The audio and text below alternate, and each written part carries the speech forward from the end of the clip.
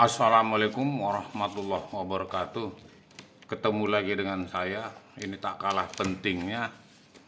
Yang lalu-lalu kita beredukasi. Sebelum mulai kita edukasi, kita mengucapkan dulu semoga yang sakit cepat sembuh. Jadi hari ini edukasi kita, pentingnya manusia itu bertuhan. Wah, ini perlu. Walaupun Tuhan itu tidak nampak, tapi Tuhan itu pemberi segalanya. Tuhan itu pemberi rezeki, Tuhan itu pengatur bagaimana fungsi matahari, bagaimana fungsi bulan, bagaimana fungsi gunung, bagaimana fungsi laut.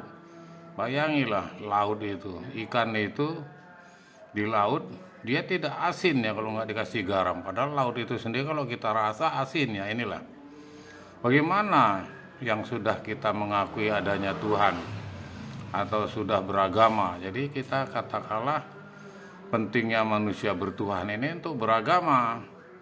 Terlepas apa agamanya apa itu yang dianut. Dan juga apa kitab sucinya. Dan ini mengajarkan tentang kedudukan Tuhan dalam kehidupan manusia. Baik manusia sebagai hamba maupun manusia sebagai makhluk sosial. Jadi kalau manusia ini hidup sendiri di laut nggak ketemu orang lain, nah bukan manusia, makhluk sosial. Atau orang lain masa bodoh dengan orang lain, yang penting saya hidup. Wah, ini bukan makhluk manusia sebagai sosial. Sehingga bagi kelompok yang tidak mengakui adanya Tuhan, karena ada sampai sekarang banyak itu di daerah saya, banyak itu. Gak usah di daerah saya, di Jawa sini juga begitu. Jadi bagi mereka yang tidak mengakui adanya Tuhan, mempunyai alasan sendiri-sendiri sebagai beranggapan bahwa Tuhan tidak bersifat abstrak. Bahwa Tuhan tidak bersifat abstrak ini yang sangat susah untuk dibuktikan. Coba buktikan Tuhanmu dulu. Wah, ini kalau dukun minta buktikan saya panggil ini. Mbah Roro, sini datang. Oh, datang dia. Ada apa nak? Jadi Allah itu nggak bisa dipanggil, nggak bisa dilihat, nggak bisa disuruh ya. Jadi kelompok ini tidak bisa menerima. Jadi ada sekelompok yang tidak bisa menerima. Tidak bisa menerima gitu saja dalil-dalil yang ada di Al-Quran atau kitab suci lain. Bagi mereka sangat penting untuk diterima.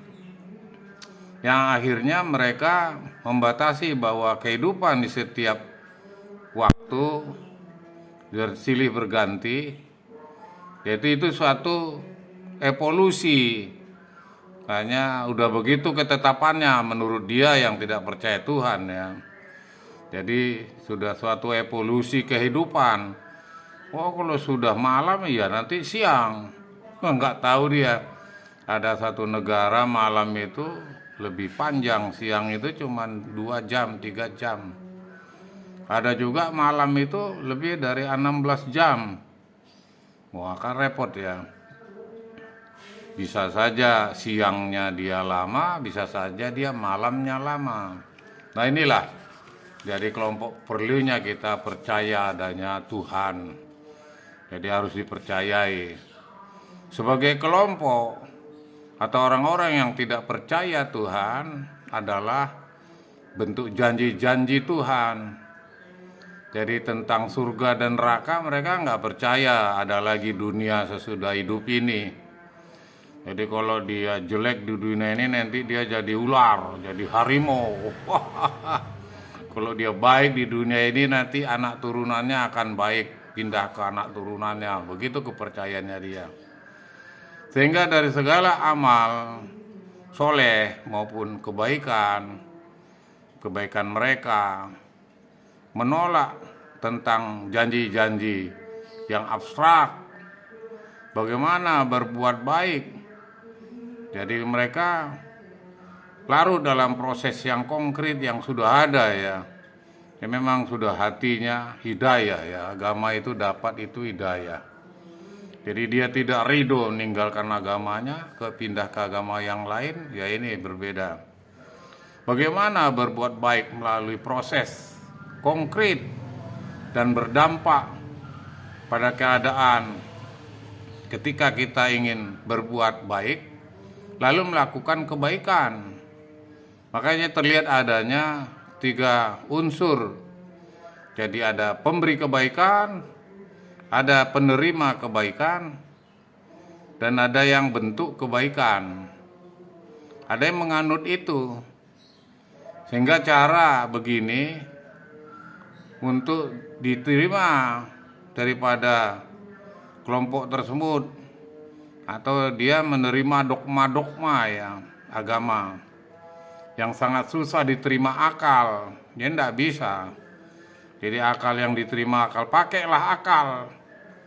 Masa orang yang bisa berak kita tuhani kan? Ini harus ada. Jangan mau menerima dogma-dogma saja dari ustadz-ustadz. Ustadz itu salah. Jadi kita percayai dari kitab-kitabnya. Sesuai nggak akal kita menerima kitabnya? Jadi sejalan dengan pemikiran manusia tentang Tuhan. Jadi berkembang setiap waktu perkembangan ini karena ilmu pengetahuan. Jadi karena ilmu pengetahuan lah sampai orang-orang yang punya ilmu pengetahuan masuk jadi agama Islam karena mereka berpengetahuan, astronot, pilot, orang yang berpangkat, profesor, doktor. Kalau orang yang goblok-goblok di gunung-gunung sana dikasih uang mau pindah agama ya karena dia tidak berpendidikan. Jadi inilah bisa kita lihat bagaimana sebenarnya keutamaan kekuatan gaib. Jadi Allah itu gaib.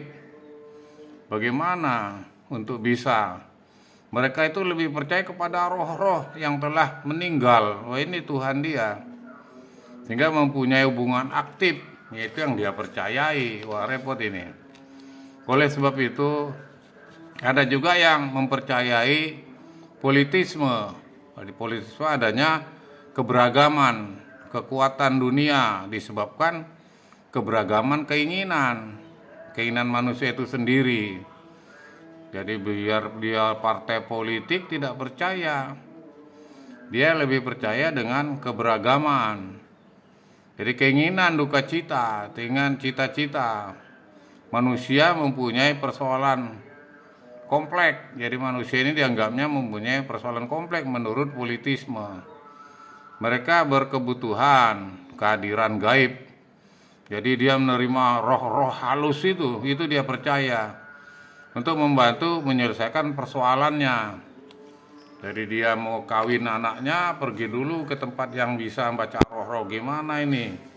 Oh jangan, ini dia bakal susah ini nanti dengan anakmu. Oh ini repot, ini lebih percaya sama orang pintar ini, tapi tidak berijazah ya.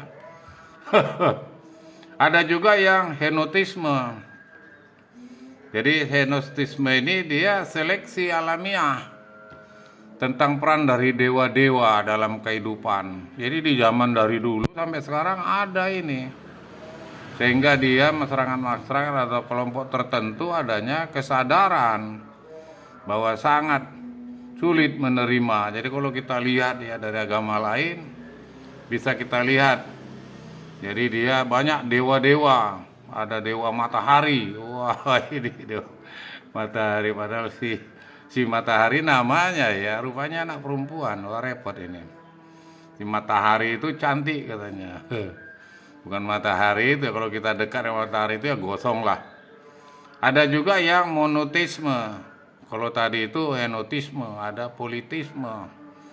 Henotisme ini dalam Tuhan merupakan satu-satunya kekuatan yang tidak ada yang bisa menandinginya. Jadi kalau Islam itu mempercaya itu adalah satu-satunya Allah.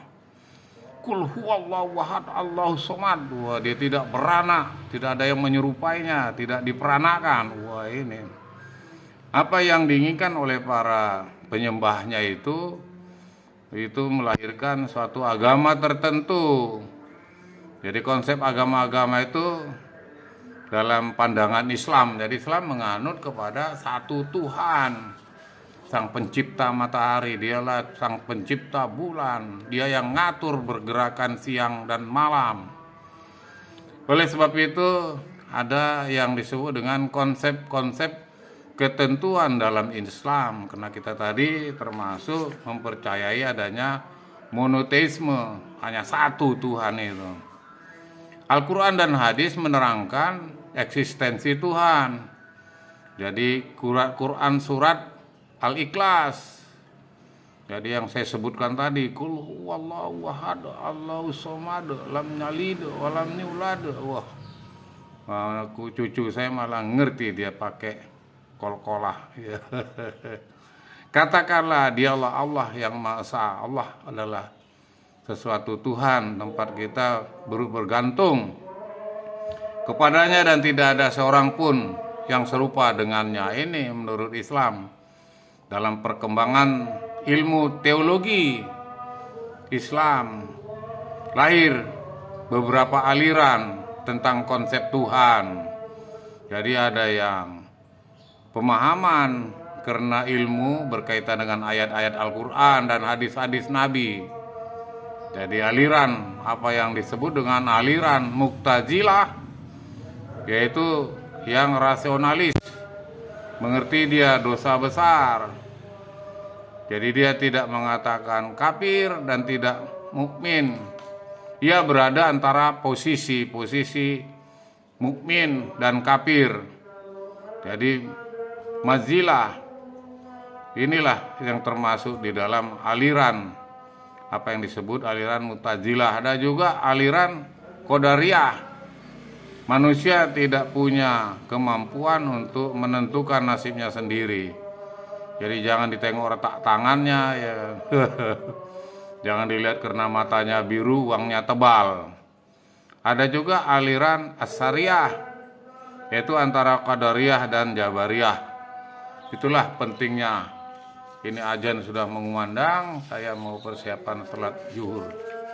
Semoga lah apa-apa yang saya sampaikan ini sebagai pengingat, kalau bagi mereka yang belum tahu, mungkin sebagai ilmu pengetahuan, sebelum napas diambil sama yang punya, sebelum dunia ini ditinggal, kalau sudah meninggal sudah selesai, sudah habislah, tutup buku lah. Mumpung masih hidup, ini saya jabarkan kenapa kita bertuhan. Karena nanti kita akan ditanya, itu menurut Islam, apa yang kita perbuat. Jadi yang ditanya itu cuma 3. Diberi ilmu, ya kita pertanggungjawabkan. Diberi rezeki, kita pertanggungjawabkan. Diberi kepengetahuan, yaitu menanjak ilmu. Diberi umur, ya kita pertanggungjawabkan.